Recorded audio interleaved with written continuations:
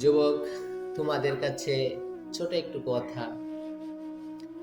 জীবনে যত পুরুষ, যত মেয়ে মানুষের মায়া জালে আটকে গিয়েছে, হয়তো চোখের মায়ায়, না হয় কথার মায়ায়, না হয় চেহারার মায়ায়, না হয় চুলের মায়ায়, যে কোনো একটা জিনিসের মায়ায় যখন কোনো পুরুষ পড়ে গিয়েছে, ওই পুরুষটার মৃত্যুর আগ পর্যন্ত ওই মায়াটা ভুলতে পারে না। ওই পুরুষটার হৃদয়ের ভিতর ওই মেয়েটার ওই স্মৃতিগুলো বারবার কাটার মতো ফুটাইতে থাকে, হিংতে থাকে, সহ্য করতে পারে না ওই পুরুষটা।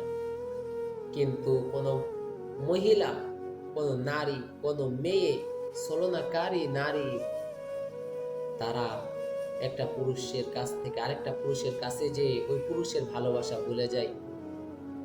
তারা বড়ই বেঈমান হয়, বড়ই স্বার্থপর হয়। মেয়েরা নিজের ছেলেকেও ত্যাগ করে দেয়, নিজের স্বামীকে ত্যাগ করে দেয়, মাকে ত্যাগ করে দেয়, বাবাকে ত্যাগ করে দেয়। যে ছেলে বেটার পায় তার কাছে চলে যায়, তাই সে যদি টাকলা মুরাদও হয় তার কাছেও যাইতে তার বাধা লাগে না। যদি বুড়াও হয় তাও কোনো বাধা লাগে না। শুধু টাকা থাকলে, মানি থাকলেই মেয়েটে সব কিছু হয়ে যায়। এজন্য বলি যুবক, মেয়েদের মায়া জালে পড়ার আগে একটু চিন্তা কইরো, মেয়েটা তো বেঈমান না, মেয়েটা তো স্বার্থপর নয়, মেয়েটা তো তোমাকে সেকা দিয়ে বেকাতো করে দিবে না, মেয়েটা তো তোমাকে আস্ত বাস দিয়ে তোমার কাছ থেকে তো চলে যাবে না। যদি একবার যুবক, যদি মেয়ের ছলনার ভিতর যদি পড়িয়া যাও, তোমার জীবনটা বরবাদ, তোমার লাইফটা শেষ। লাইফটা শেষ না হওয়ার আগ পর্যন্ত ওই ছলনাকারী মহিলা তোমার কাছ থেকে সরবে না। এজন্য বলে নারীদের মায়া বড়ই ভয়ঙ্কর। তাদের ভালোবাসা, তাদের মায়া, তাদের দয়া কোনো কিছুই বোঝা যায় না। তারা হচ্ছে বিষাক্ত সাপের মতো। বিষাক্ত সাপকে আপনি দুধ কলা দিয়ে লালন পালন করবেন, আপনার ঘরের ভিতর খাবে, তাকে দুধ খাওয়াই দিবেন খাবে, কলা খাওয়িয়ে দিবেন খাবে, সব কিছু করবে।